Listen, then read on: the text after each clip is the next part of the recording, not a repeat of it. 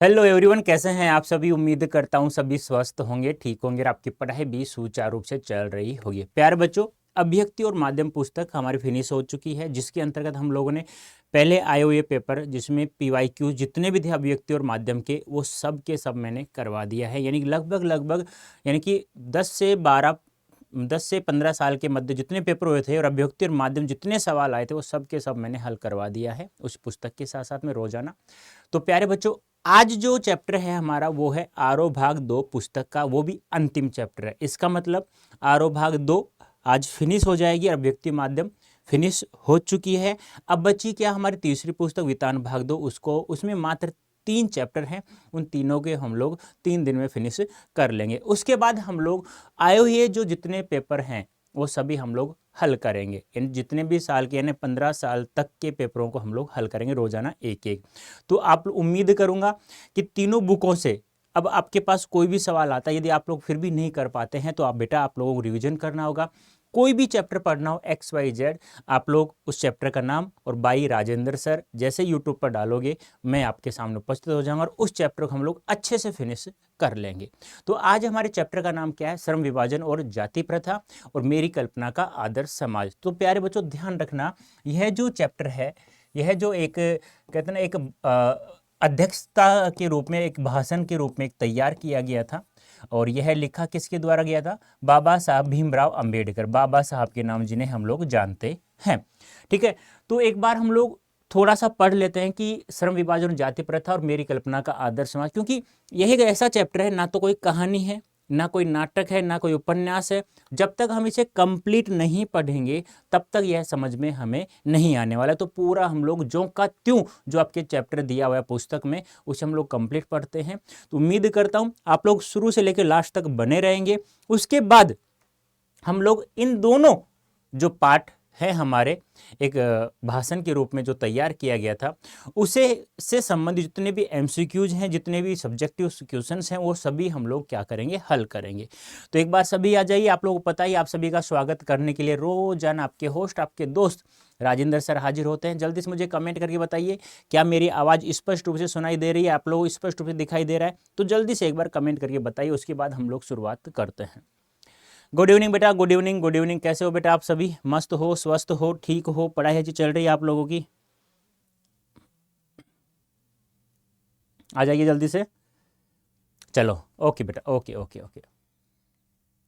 अब देखो, श्रम विभाजन और जाति प्रथा, क्योंकि हमें कंप्लीट पढ़ना होगा, पूरा चैप्टर पढ़ना हो। कहानी की तरह नहीं है कि एक बार पढ़ लिया याद हो जाएगा। इसमें एक एक शब्द को हमें ध्यान में रखना है। और जो यहाँ मैंने जो अंडरलाइन किया हुआ है ना, जो सॉरी हाईलाइट किया हुआ है ना येलो कलर्स में, उन शब्दों को थोड़ा ज़्यादा ध्यान से पढ़ना अच्छे से। देखो, यह विडंबना की ही बात है कि इस युग में भी जातिवाद की पोषों की कमी नहीं है। जातिवाद जानते हो कि तुम हीर हो, तुम चमार हो, तुम भंगी हो, तुम सैनी हो, तुम यादव हो, इस प्रकार से उसे कहा जाए जातिवाद। उसकी कमी नहीं, उन लोगों की कमी नहीं है और आज भी हमें दिखाई देता है। उस समय भी था और आज भी दिखाई देता है। इसके पोषक कई आधारों पर इसका समर्थन करते हैं। समर्थन का एक आधार यह कहा जाता है कि आधुनिक सभ्य समाज कार्य कुशलता के लिए श्रम विभाजन को आवश्यक मानता है। यानी कार्य कुशलता के लिए श्रम विभाजन को क्या मानता है? नीड मानता है, यानी आवश्यक मानता है। क्योंकि जाति प्रथा भी श्रम विभाजन का ही दूसरा नाम है। यानी कि हम लोग कह सकते हैं जो जाति प्रथा है वही श्रम विभाजन का ही क्या है? एक दूसरा नाम कह सकते हैं। इस तर्क के संबंध में पहली बात तो यही आपत्तिजनक है कि जाति प्रथा श्रम विभाजन का साथ साथ श्रम विभाजन का भी रूप लिए हुए है। बात तो सही है। यानी कि सबसे बड़ी आपत्ति, तो सबसे बड़ी समस्या तो यही है कि जो जाति प्रथा है वह श्रमिक विभाजन का भी एक रूप लेकर बैठी हुई है। श्रम विभाजन निश्चय ही सभ्य समाज की आवश्यकता, परंतु किसी भी सभ्य समाज में श्रम विभाजन की व्यवस्था श्रमिकों का विभिन्न वर्गों में अस्वाभाविक विभाजन नहीं करती। भारत की जाति प्रथा भी एक विशेषता यह है कि यह श्रमिकों का अस्वाभाविक विभाजन ही नहीं करती, बल्कि विभाजित विभिन्न वर्गों को एक दूसरे की अपेक्षा ऊंच नीच भी करार देती है, जो विश्व के किसी भी समाज में नहीं पाया जाता। कहने का मतलब क्या है? मैं तो एक चीज जानता हूं, इंसान पेट की भूख को शांत करने के लिए, कोई भी इंसान है अपने पेट की भूख को शांत करने के लिए यदि वह कोई भी कार्य करता है तो वो उसमें गलत नहीं है। और लेकिन यहाँ पर क्या होता है, वही बात यहाँ बताया गया है। क्या बताया गया है? कि कोई भी इंसान हो, चाहे कैसा भी इंसान क्यों ना हो, कोई कहता है ये छोटा कार्य है, ये छोटी जाति का है, ये बड़ा कार्य, ये बड़ी जाति करती है। मतलब क्या है भाई, कोई भी इंसान कैसा भी कार्य कर सकता है। जाति प्रथा को यदि श्रम विभाजन मान लिया जाए तो यह स्वाभाविक विभाजन नहीं है, क्योंकि यह मनुष्य की रुचि पर आधारित नहीं है। बात तो सही है भी। बनिया, जैसे बनिया एक जाति होती है ना, जैसे बनिया का जो लड़का या लड़की होता है, लड़का होता है, वो केवल व्यापार करता है। क्यों भी? क्या बनिया जाति के जो लोग हैं, क्या अध्यापक या कोई भी पद धारण नहीं कर सकते? कर सकते हैं ना। तो यहाँ क्या होता है, बच्चे का जन्म हुआ नहीं, लड़की हुई तो ये करेगा, लड़का हुआ तो ये करेगा, चाहे उसकी रुचि उसमें है ही नहीं उस कार्य में। लेकिन यह भी एक सबसे बड़ी क्या है, एक समस्या बनी हुई है। कुशल व्यक्ति या सक्षम श्रमिक समाज का निर्माण करने के लिए यह आवश्यक है कि हम व्यक्तियों की क्षमता इस सीमा तक विकसित करें जिससे वह अपना पेशा या कार्य का चुनाव स्वयं कर सके। यानी कि ऐसा तो हमें एक कहते हैं ना कि ऐसा समाज का तो निर्माण करें जिससे कि कोई भी इंसान अपनी रुचि के अनुसार कोई भी व्यवसाय चयन कर सके। इस सिद्धांत के विपरीत जाति प्रथा का दूषित सिद्धांत यह है कि इससे मनुष्य के प्रशिक्षण अथवा उसकी निजी क्षमता का विचार किए बिना दूसरे ही दृष्टिकोण जैसे माता पिता के सामाजिक स्तर के अनुसार पहले से ही अर्थात गर्भ धारण के समय से ही मनुष्य का पैसा निर्धारित कर दिया जाता है। देखो, बच्चा पेट में ही है, पहले फिक्स कर दिया जाता है, लड़का होगा तो ये कार्य करेगा, लड़की होगी तो ये कार्य करेगा। भाई उस आने तो दो इस संसार में, फिर उसकी रुचि किस में है बाद में चर्चा करते हैं ना इस बारे में। लेकिन नहीं, पहले ऐसा ही तय कर दिया जाता कि इसको व्यवसाय यही करना है। जाति प्रथा पेशे का दोषपूर्ण पूर्व निर्धारण ही नहीं करती, बल्कि मनुष्य को जीवन भर के लिए एक पेशे में बांध भी देती है। यानी कहने का मतलब क्या है, आज कहते हैं ना माता पिता की नहीं माने तो बच्चा मरा, मान गए तो भी मरा। इस प्रकार का यदि समाज होता है तो वैसे नहीं, यदि पिता पुत्र या पुत्री को दोस्तों की तरह यदि अब उनको बड़ा करता है तो वह बहुत ही बड़ी बात होती है प्यारे बच्चों। ठीक है, हाँ आ जाइए जल्दी से एक बार। नमस्ते बेटा, नमस्ते। चलो, भले ही पैसा अनुपयुक्त या अपर्याप्त होने के कारण वह भूखों मर जाए, यानी कि उसे उसकी रुचि भी नहीं है उस व्यवसाय में, लेकिन फिर भी उसे करना पड़ रहा है, लेकिन चाहे वो भूखा ही क्यों ना मरे, क्योंकि आजकल जाति प्रथा कुछ ज़्यादा ही फैल रही थी उस समय। आधुनिक युग में यह स्थिति प्राय आती है क्योंकि उद्योग धंधों की प्रक्रिया व तकनीक में निरंतर विकास और कभी कभी अकस्मात परिवर्तन हो जाता है, जिसके कारण मनुष्य को अपना पेशा बदलने की आवश्यकता पड़ सकती है। और यह प्रतिकूल परिस्थितियों में भी मनुष्य को अपना पेशा बदलने की स्वतंत्रता न हो तो इसके लिए भूखों मरने के अलावा और कोई चारा भी नहीं है। हिंदू धर्म की जाति प्रथा किसी भी व्यक्ति को ऐसा पैसा चुनने की अनुमति नहीं देती जो उसका पैतृक पैसा न हो, भले ही वह उसमें पारंगत हो। अब देख लो, हिंदू धर्म में ऐसा है कि जाति के अकॉर्डिंग उसका पैसा निर्धारण किया जाता है। इस प्रकार पैसा परिवर्तन की अनुमति न देकर जाति प्रथा भारत में बेरोजगारी का एक प्रमुख और प्रत्यक्ष कारण बनी हुई है। बात तो सही है, बेरोजगारी का सबसे बड़ा कारण यही था उस समय। इस प्रकार हम देखते हैं कि श्रम विभाजन की दृष्टि से भी जाति प्रथा गंभीर दोषों से युक्त है। कहने का मतलब क्या हो गया, तात्पर्य यही हो गया कि आप कोई भी कार्य करें किसी भी प्रकार के, जैसे आज वर्तमान समय में पता ही नहीं रहता कि एक ऑफिस में हजारों लोग काम एम्प्लॉय होते हैं, हजारों लोग काम करते रहते हैं, पता नहीं तो इसकी जाति क्या है, इसकी जाति क्या है। भाई तुम्हारा मन मिल रहा है तुम दोस्ती करो, तुम्हारा मन नहीं मिल रहा है तो चलो ठीक है, आप अपने काम से मतलब रखो, हम अपने काम से मतलब रखते हैं। लेकिन पहले ऐसा बिल्कुल भी नहीं था। जाति प्रथा का श्रम विभाजन मनुष्य की स्वेच्छा पर निर्भर नहीं रहता, मनुष्य की व्यक्तिगत भावना तथा व्यक्तिगत रुचि का इसमें कोई स्थान अथवा महत्व नहीं रहता, लेकिन ही इसका क्या है, आधार है। इस आधार पर हमें यह स्वीकार करना पड़ेगा कि आज के उद्योगों में गरीबी और उत्पीड़न इतनी बड़ी समस्या नहीं है जितनी यह कि बहुत से लोग निर्धारित कार्य को अरुचि के साथ केवल व्यवस्थावस्थ करते हैं।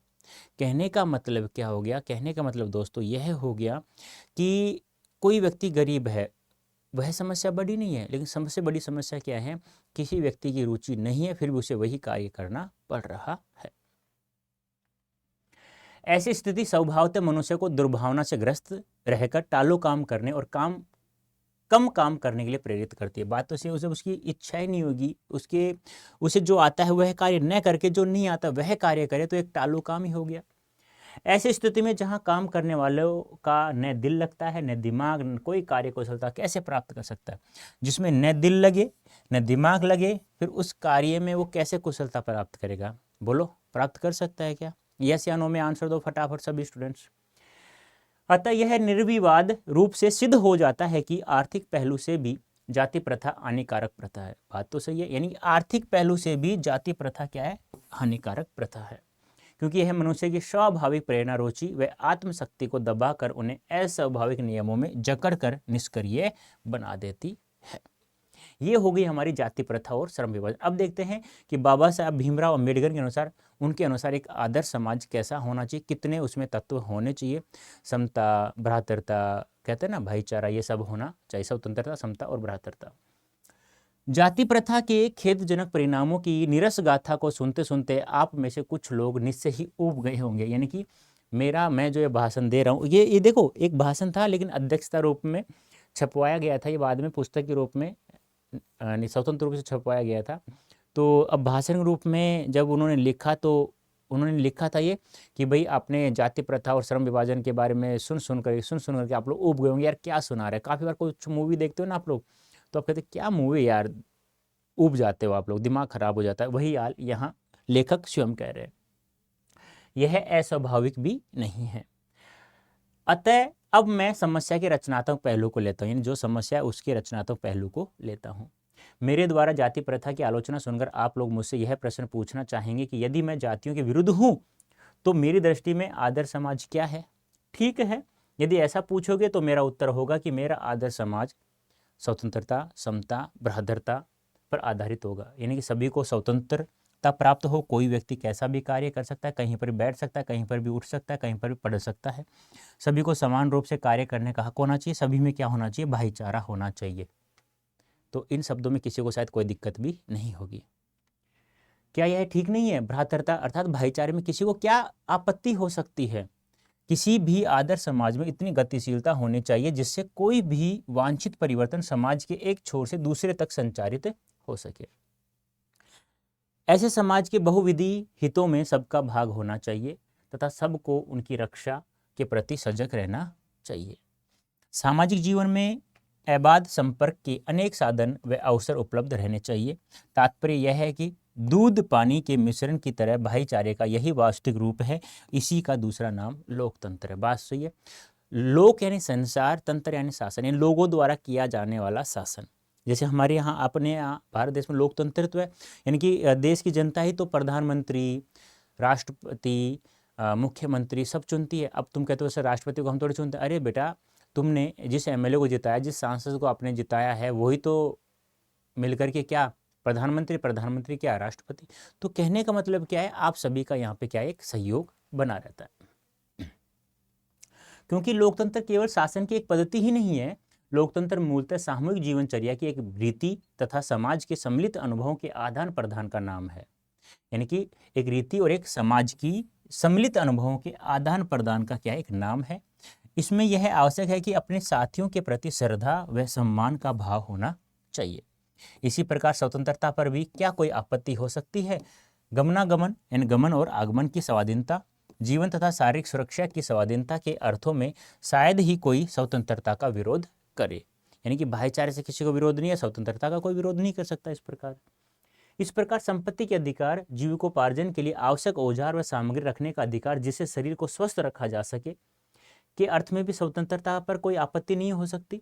फिर भी मनुष्य की शक्ति के सक्षम एवं प्रभावशाली प्रयोग की भी स्वतंत्रता क्यों न प्रदान की जाए। कहने का मतलब क्या है? व्यक्ति अपनी रक्षा के लिए कोई भी हथियार वगैरह, कोई भी सामग्री वगैरह रख सकता है। ऐसा सभी को स्वतंत्र रूप से स्वतंत्रता प्राप्त होनी चाहिए और प्रत्येक व्यक्ति किसी भी जगह पर कोई भी सामग्री जुटाने के लिए उसे स्वतंत्रता होनी चाहिए। बोलो यस या नो, आप मानते हो नहीं मानते हो इस बात को? जल्दी से मुझे कमेंट करके बताइए।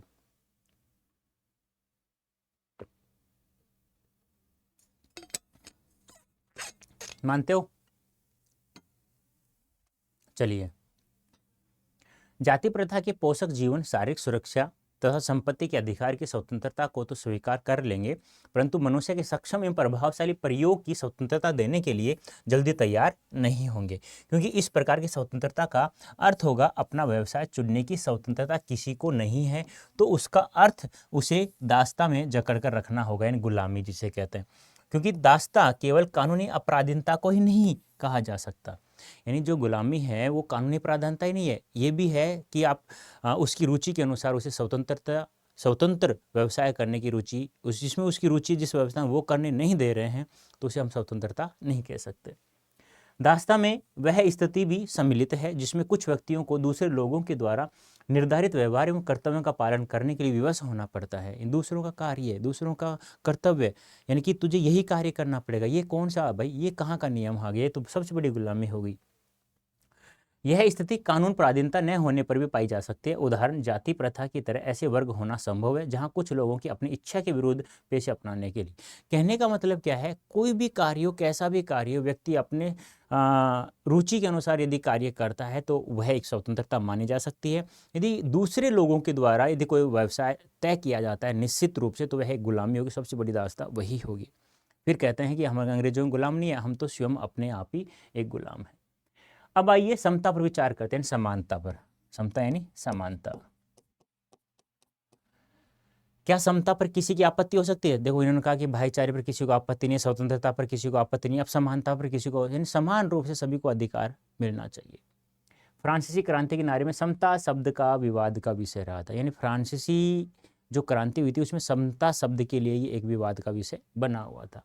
समता के आलोचक यह कह सकते हैं कि सभी मनुष्य बराबर नहीं होते, और उनका यह तर्क वजन भी रखता है, लेकिन तथ्य होते हुए भी यह विशेष महत्व नहीं रखता, क्योंकि शाब्दिक अर्थ में समता असंभव होते हुए भी यह नियामक सिद्धांत मनुष्य की क्षमता 3 बातों पर निर्भर करती है। मनुष्य की जो क्षमता होती है वह कितनी बातों पर? 3 बातों पर निर्भर करती है, शारीरिक वंश परंपरा, सामाजिक उत्तराधिकार और मनुष्य के अपने प्रयत्न। अब देखो यहाँ पे ध्यान सुना, सामाजिक उत्तराधिकार अर्थात क्या है? सामाजिक परंपरा के रूप में माता पिता की कल्याण कामना, शिक्षा तथा वैज्ञानिक ज्ञानार्जन आदि सभी उपलब्धियां जिनके कारण सभ्य समाज जंगली लोगों की अपेक्षा विशिष्टता प्राप्त करता है, और अंत में विशिष्टता प्राप्त करता है, और अंत में तीसरी कौन सी है? मनुष्य के अपने प्रयत्न। इन तीनों दृष्टियों से निसंदेह मनुष्य समान नहीं होते, क्योंकि इन व्यवस्थाओं के कारण सभ्य समाज को उनके साथ असमान व्यवहार करना चाहिए। समता विरोध करने वालों के पास इसका क्या जवाब होगा? यानी कि मनुष्य की जो क्षमता होती है 3 बातों पर निर्भर करती है, शारीरिक वंश परंपरा, सामाजिक उत्तराधिकार और मनुष्य के अपने प्रयत्न। इन दो, इस पर तो मनुष्य अपना कंट्रोल कर सकता है, लेकिन इन दो पर कोई नियंत्रित नहीं कर सकता। व्यक्ति विशेष की दृष्टिकोण से असमान प्रयत्न के कारण असमान व्यवहार को अनुचित नहीं कहा जा सकता। ध्यान रखना, असमान प्रयत्न के कारण असमान व्यवहार को, साथ ही प्रत्येक व्यक्ति को अपनी क्षमता का विकास करने का पूरा प्रोत्साहन देना सर्वथा क्या है? उचित है। परंतु यदि मनुष्य प्रथम 2 बातों में असमान है, तो क्या इस आधार पर सामाजिक उत्तराधिकार और शारीरिक वंश परंपरावली, कौन कौन से हैं? शारीरिक वंश परंपरावली, शारीरिक वंश परंपरा और सामाजिक उत्तराधिकार, इन दोनों की बात चल रही है। तो क्या इस आधार पर उनके साथ भिन्न व्यवहार उचित होगा? अलग व्यवहार करना उचित होगा? नहीं। उत्तम व्यवहार के हक की प्रतियोगिता में वे लोग निश्चय ही बाजी मार जाएंगे जिन्हें उत्तम कुल यानी परिवार, शिक्षा, पारिवारिक ख्याति, पैतृक संपदा तथा व्यावसायिक प्रतिष्ठा का लाभ प्राप्त हो। कहने का मतलब क्या है, अब कोई भी प्रतियोगिता आयोजित करते हैं और जिसको सारे मतलब को उस प्रतियोगिता को जीतने के लिए या पास करने के लिए जितने भी समस्याओं का समाधान होना चाहिए, वो सभी समस्याएं किनको प्राप्त होंगी? जो अच्छे कुल में जन्मा हो, जिसे अच्छी शिक्षा प्राप्त हो, और उन लोगों क्या जो सरकारी स्कूल में पढ़ते हैं।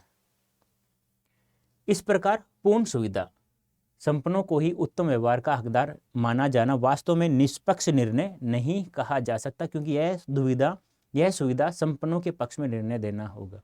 यानी कि जिसके पास सारे अधिकार उसका तो कार्य हो जाए। जैसे कि मान लो कोई धनवान व्यक्ति है, उसके पास मान लो वो कह रहा है कि मुझे कार्य करना है, तो उसका तुरंत हो जाता है। एक गरीब बच्चे का कार्य नहीं हो पाता, तो ये क्या निष्पक्ष निर्णय नहीं कहा जा सकता। अतः न्याय का तगाजा यह है कि जहां हम तीसरे प्रयासों की असमानता जो मनुष्य के अपने वश की बात है, यानी कि मनुष्य के अपने प्रयत्न आधार पर मनुष्य के साथ असमान व्यवहार को उचित ठहराते हैं, वहां प्रथम 2 आधार आधारों, कौन कौन से? शारीरिक वंश परंपरा और दूसरा सामाजिक उत्तराधिकार।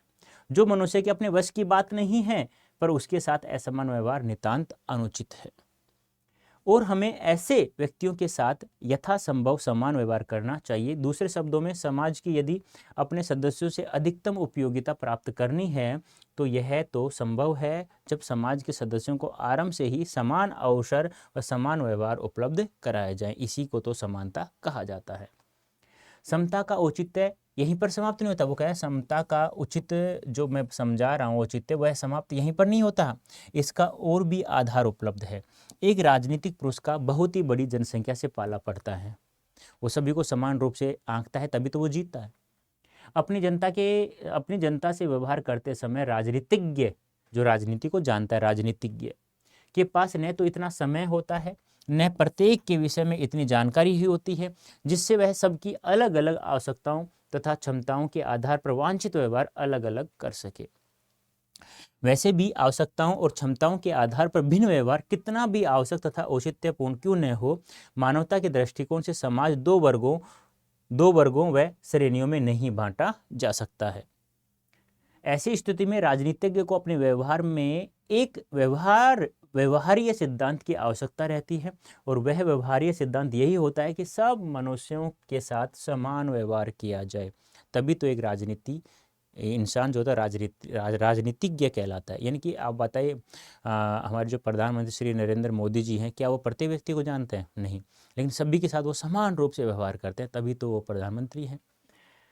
राजनीतिज्ञ यह व्यवहार इसलिए नहीं करता कि सब लोग समान होते हैं, बल्कि इसलिए कि वर्गीकरण एवं श्रेणीकरण संभव होता है। इस प्रकार समता यद्यपि काल्पनिक जगत की वस्तु है, फिर भी राजनीतिज्ञ को यह सभी परिस्थितियों को दृष्टि में रखते हुए उसके लिए यही मार्ग भी रहता है, क्योंकि यही व्यवहारिक भी है और यही उसके व्यवहार की एकमात्र कसौटी भी है। कहने का मतलब क्या है, सभी के साथ समान रूप से व्यवहार किया जाए, एक व्यवहारीय सिद्धांत के आधार पर। किसी को श्रेणीगत न बांटा जाए, न वर्गीकृत बांटा जाए, न जातिगत बांटा जाए, न सार्वजनिक रूप से विभाजित किया जाए। छोटे बड़े का किसी भी प्रकार का कोई भी सिद्धांत न अपना कर एक व्यवहारिक सिद्धांत को अपनाया जाता, सभी के लिए, जो सभी के लिए वो उचित ठहरे, तभी उसे राजनीतिज्ञ कहा जाता है। क्योंकि उसके पास समय इतना नहीं होता भाई। तब बाबा साहब भीमराव अम्बेडकर ने कहा है कि मेरी कल्पना के अनुसार एक आदर्श समाज वह ऐसा होना चाहिए जिसमें ये तीनों चीज़ें हों, स्वतंत्रता, समता और बृहत्तरता। इन तीनों से शायद किसी को कोई आपत्ति नहीं होगी। आप चलते हैं हमारे एमसीक्यूज पर, तो फटाफट बताइए, इन्हें भी जाने। अंबेडकर की पुस्तक जाति भेद का उच्छेद और इस विषय में गांधी जी के साथ उनके संवाद की जानकारी, यानी कि एक अंबेडकर की पुस्तक है अंबेडकर जी की, जाति भेद का उच्छेद। हिंदी स्वराज नामक पुस्तक भी गांधी जी ने कैसे आदर्श समाज की कल्पना की है, वह भी पढ़े। अब देखो, पहला सवाल क्या है, लेखक के अनुसार मनुष्य की कार्य कुशलता किस प्रकार बढ़ाई जा सकती है? कार्य कुशलता श्रम विभाजन द्वारा, जनसंख्या बढ़ाकर, जाति प्रथा द्वारा, सभी को समान अवसर देकर। तो कार्य कुशलता कैसे बढ़ेगी?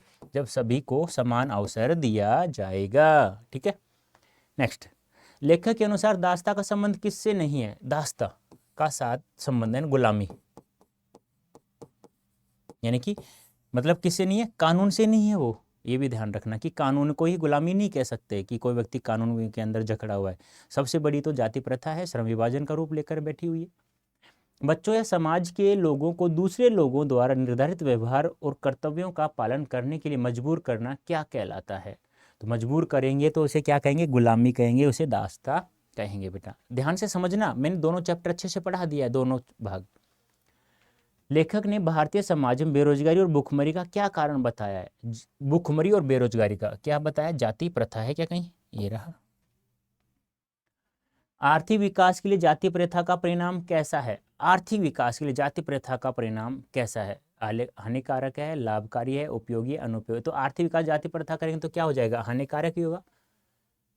लेखक समाज के सभी सदस्यों को कौन से अवसर प्रदान करने के पक्ष में है? यानी कि लेखक यानी बाबा साहब भीमराव अंबेडकर समाज के सभी सदस्यों को कौन से अवसर प्रदान करने के पक्ष में?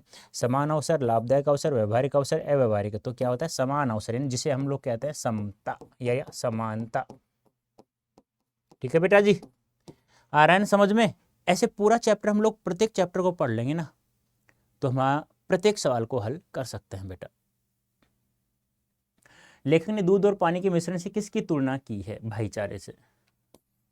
दूध में जैसे पानी मिला देते हैं, पता नहीं होता, ऐसे ही मिश्रण इनका होता है। जाति प्रथा का श्रम विभाजन किस प्रकार का है? जाति प्रथा का श्रम विभाजन किस प्रकार का? अस्वाभाविक है। स्वाभाविक तो है ही नहीं, अस्वाभाविक है। जाति प्रथा का सबसे बड़ा दोष क्या है? यह लोगों को एक पैसे से जोड़ देती है, यह लोगों को अनेक व्यवसाय से जोड़ देती है, व्यवसाय में परिवर्तन कर देती है, यह रोजगार में परिवर्तन कर देती है। यानी यह लोगों को एक पैसे से जोड़ देती है, यानी कि तुझे यही कार्य करना होगा बस, और कुछ नहीं करना होगा। माता पिता कहते हैं ना कि मैं कलेक्टर हूँ, तेरी माँ प्रोफेसर है, अब तू ऐसा कार्य क्यों कर रहा है? तो वो गलत उनके अनुसार है, उसके अनुसार नहीं कि उसकी जो रुचि है उसमें वो कार्य कर रहा है, तो उसे वही कार्य करना चाहिए, करने देना चाहिए। बाबा साहब अम्बेडकर ने किस प्रकार के समाज की कल्पना की है? आदर्श समाज की। और कितने तत्व हैं उसमें? 3। आदर्श समाज में परिवर्तन का लाभ किन लोगों को प्राप्त होगा? गरीबों को होगा, सीधी सी बात है। सॉरी, आदर्श समाज में परिवर्तन का लाभ किन लोगों को? सभी को प्राप्त होगा बेटा, अमीरों को भी होगा, गरीबों को भी होगा, सभी को नहीं देगा, ध्यान नहीं दिया इनको में। नेक्स्ट, लेखक ने आदर्श सामाजिक कितने तत्वों की बात की? 3 तत्वों की। कौन कौन से हैं बताइए जल्दी से कमेंट करके, सभी स्टूडेंट बताएंगे कितने तत्व हैं, कौन कौन से हैं वो, फटाफट बताइए। जाति प्रथा समाज में क्या पैदा करती है? ऊंच नीच का भेदभाव, तू छोटी जाति का है, तू बड़ी जाति का है, तू नीची जाति का है, तू बुरी जाति का है, ऐसे कहते हैं ना। जाति प्रथा से व्यक्ति को कैसा पैसा मिलता है? जाति प्रथा व्यक्ति को कौन सा पैसा मिलता है? पैतृक पैसा, पिता द्वारा निर्धारित किया गया पैसा, व्यवसाय, पैसा ही नहीं व्यवसाय। जाति प्रथा व्यक्ति को जीवन भर के लिए किस में बांध देती है? जाति प्रथा व्यक्ति को जीवन भर के लिए किससे बांध देती है? एक ही व्यवसाय से, अनेक व्यवसायों से, रुचिगत व्यवसाय से, तर्कशील व्यवसाय से, यानी जीवन पर। जाति प्रथा है, तुझे कहते हैं ना कि बच्चा गर्भ में ही है, अभी पेट में ही है, उससे पहले तो उसका पैसा निर्धारित कर दिया जाता है। अंबेडकर के विख्यात भाषण एनिहिलेशन ऑफ कास्ट 1936 का हिंदी अनुवाद किसने किया? ये जो भाषण हमने पढ़ा है ना, ये 2 पार्ट, ये नाम था एनिहिलेशन ऑफ कास्ट, जो 1936 में एक भाषण के रूप में तैयार किया गया था। इसका हिंदी अनुवाद किसने किया? लल्लई सिंह यादव ने। ध्यान रखना, बहुत ही गजब का सवाल बनता है यदि पूछा गया तो। लल्लई सिंह यादव ने अंबेडकर के विख्यात भाषण एनिहिलेशन ऑफ कास्ट 1936 का हिंदी अनुवाद किस नाम से किया? जाति भेद के उच्छेद के नाम से किया था। और इसको 2 भागों में डिवाइड किया था, श्रम विभाजन और जाति प्रथा, और मेरी कल्पना का आदर्श समाज। लल्लई सिंह यादव ने अंबेडकर के विख्यात भाषण एनिहिलेशन ऑफ कास्ट 1936 का हिंदी अनुवाद जाति भेद का उच्छेद नाम से 2 प्रकरणों में किया। उन दोनों का नाम बताइए। ये यहाँ तो इजी हो गया है, अब बिना देखे आपसे ये पूछ लिया जाता है। जब जितने चैप्टर उन सभी चैप्टरों में से आ जाता है तो फिर आपको दिक्कत बड़ी हो जाती है। समता शब्द का विवाद किस क्रांति के नारे में रहा? समता शब्द फ्रांसीसी क्रांति के नारे में। मनुष्य की क्षमता कितने बातों पर निर्भर करती है? 3। कौन कौन सी? शारीरिक वंश परंपरा, सामाजिक उत्तराधिकार और मनुष्य के अपने परिवर्तन। ये सवाल अच्छा है, पूछा जाएगा, 101 पूछा जाएगा, ध्यान रखना है। मनुष्य की 3 बातों पर क्षमता 3 बातों पर निर्भर करती है। मनुष्य की क्षमता 3 बातों पर निर्भर करती है, शारीरिक वंश परंपरा, सामाजिक उत्तराधिकार, अर्थात सामाजिक परंपरा के रूप में माता पिता की कल्याण कामना, शिक्षा तथा वैज्ञानिक ज्ञान अर्जन आदि सभी उपलब्धियां जिनके कारण सभ्य समाज जंगली लोगों की अपेक्षा विशिष्टता प्राप्त करता है। और तीसरा क्या है? मनुष्य के अपने प्रयत्न, जिस पर उसका वश चलता है, इन पर वश नहीं चलता, इन दोनों पर वश नहीं चलता है, ध्यान रखना। अंबेडकर जी के अनुसार आदर्श समाज कैसा होना चाहिए? जिसमें 3 शब्द हो, स्वतंत्रता हो, सभी को स्वतंत्रता प्राप्त हो, समानता हो और भाईचारा हो। दूध पानी का मिश्रण जिस प्रकार से होता है वही भाईचारा। 14 अक्टूबर 1956 को अंबेडकर जी ने कितने अनुयायियों के साथ बौद्ध मतानुयायी बन गए थे? इन्होंने क्यों अपनाया बौद्ध धर्म? क्योंकि इन्होंने कहा कि हिंदू धर्म में सबसे ज़्यादा जाति प्रथा फैली हुई है, इसलिए उन्होंने हिंदू धर्म से मोह भंग हो गया और उन्होंने बौद्ध धर्म अपना लिया।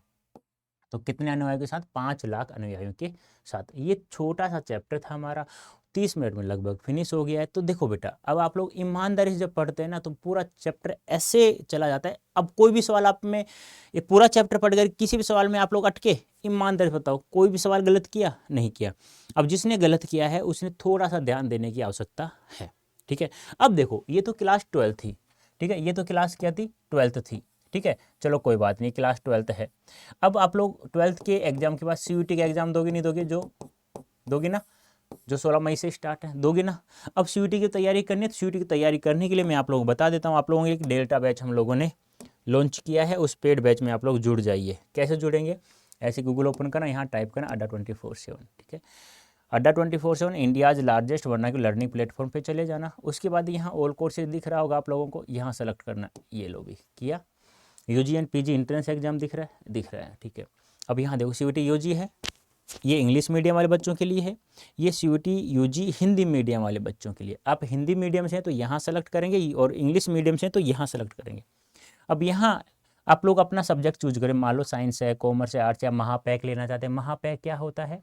जिसमें सभी कोर्सेज फ्री मिले, सभी बुक्स आपके घर पहुंचाई जाए, सभी टेस्ट सीरीज फ्री मिले, ऐसा एक महापैक है जो प्रत्येक सब्जेक्ट का है अलग अलग से।